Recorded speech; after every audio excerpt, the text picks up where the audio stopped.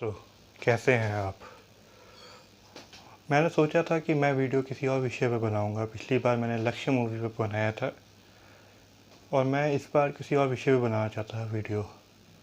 परंतु 7 जुलाई को 2021 में एक्टिंग की इंस्टीट्यूशन, जिन्हें हम दिलीप कुमार सर के नाम से जानते थे, हमें छोड़ के चले गए। जो हम जैसे बच्चे थे जो कि 80s 90s में पैदा हुए थे, वो दिलीप कुमार जी को जानते हैं कर्मा मूवी के लिए, विधाता मूवी के लिए, मशाल मूवी के लिए, इज़्ज़तदार मूवी के लिए। पर जो हमारे से पहली पीढ़ी थी, हमारे बाप दादा, वो जानते हैं दिलीप कुमार को नया दौर, मुग़ल आज़म जैसी मूवीज़ के लिए। वो एक सुपरस्टार थे और खुदा की देन थी कि वो हम उनका काम देख सके अपने जीवन में। मैं आज एक मूवी की बात करूँगा, जो मूवी दिलीप कुमार जी ने की थी, पर उसमें उनके टक्कर के एक अभिनेता ने भी उनके साथ काम किया था। वो थे राजकुमार जी। ये फिल्म थी सौदागर। इसका डायरेक्शन किया था सुभाष घई ने। ये फिल्म 1991 में आई थी और एक सक्सेसफुल मूवी थी। 1991 में इसे कहते हैं थर्ड हाईएस्ट क्रॉसिंग मूवी थी। इससे पहले सबसे ज़्यादा कमाया था साजन मूवी ने, और उसके बाद आती थी हम, और थर्ड नंबर पे आती थी सौदागर। अब आप देखिए, सौदागर पिक्चर में दिलीप कुमार और राजकुमार साहब 1959 की पैगाम मूवी के बाद नज़र आए थे। इन लोगों ने कभी काम नहीं किया था उसके बाद। वजह ये थी कि दोनों ही मजे हुए एक्टर थे और दोनों ही पावर सेंटर थे। दोनों ही हर रोल में इतने हावी हो जाते थे कि अगर आप वो कोई और होगा फ्रेम में दिखता ही नहीं था। तो ऐसी दो शख्सियत को बीच में लाना बहुत बड़ी बात थी। मैं ऐसे रहता सौदागर मूवी एक कोई इस मूवी में कोई, अगर हम कहें कि स्टोरी के हिसाब से नवीनता, ऐसी कोई बात नहीं थी। ये वही घिसा पटा बॉलीवुड फार्मूला था कि जो है, दो प्यार करने वाले हैं, उनके माँ बाप के बीच में दुश्मनी है और वो कैसे अपने प्यार को जीतते हैं। तो वही घिसे पिटे फार्मूला पे बनी हुई पिक्चर थी। पर यह था कि इसको प्रेजेंट करने का अंदाज ही अलग था। और सबसे बड़ी थी स्टार कास्ट। जिस मूवी में दिलीप कुमार और राजकुमार जैसे दो लोग होंगे, उसे कौन नहीं देखना चाहेगा। और यही बात हुई थी इस मूवी के साथ। पहली बात तो थी इन दोनों एक्ट्रेस को साथ में लाना, और यही सबसे बड़ी बात थी। कहते हैं जब सुभाष घई साहब राजकुमार जी के पास गए तो उनको स्क्रिप्ट पढ़ा सुनाई, उनको पसंद आई।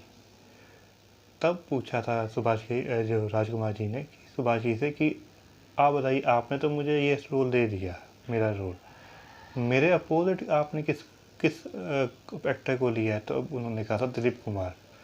सुभाष घई थोड़ा सोचे और बोले, देखिए, एक्टिंग में तो मैं ही नंबर 1 हूँ, और अपने बात मैं जिनको मानता हूँ वो है दिलीप कुमार। तो आपने बिल्कुल सही चुनाव किया है। रही बात दिलीप कुमार जी की, दिलीप कुमार जी के साथ सुभाष घई जी के ताल्लुकात काफ़ी अच्छे थे, क्योंकि उनके साथ वो पहले भी 2 पिक्चर कर चुके थे। पहली थी विधाता और दूसरी थी कर्मा। और ये इस वजह से जो थे, दिलीप कुमार जी को मनाना इतना मुश्किल काम नहीं आया। पर जो मुश्किल काम था वो था इन दोनों के बीच के सीन शूट करना।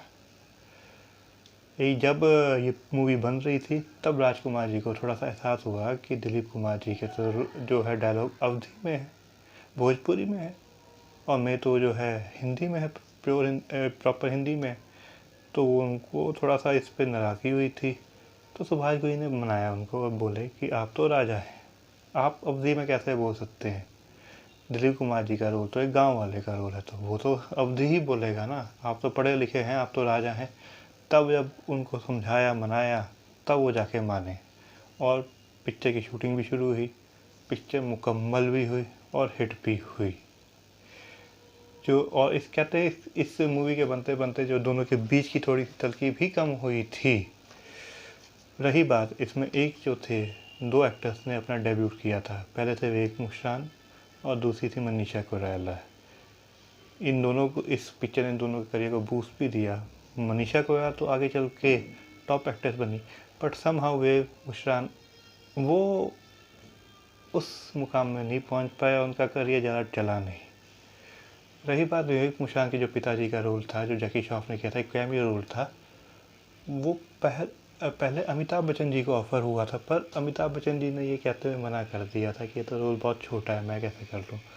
पर अगर आप सोचिए, उस मूवी में दिलीप कुमार साहब, राजकुमार साहब और अमिताभ बच्चन भी होते चाहे कैमियो में से, वो पिक्चर का क्या वजन रहता, और भी ज़्यादा वजनदार पिक्चर हो जाती।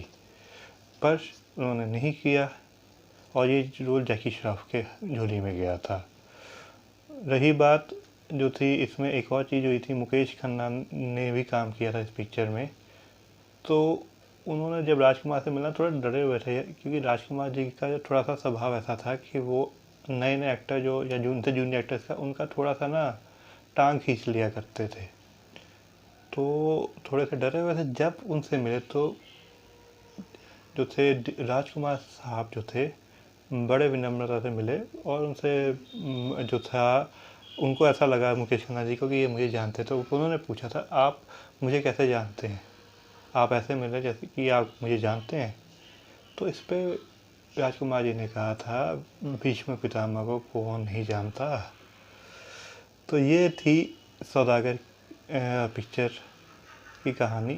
आप देख सकते हैं, ये जो थी 2 इंस्टीट्यूशन एक्टिंग की इसमें थी।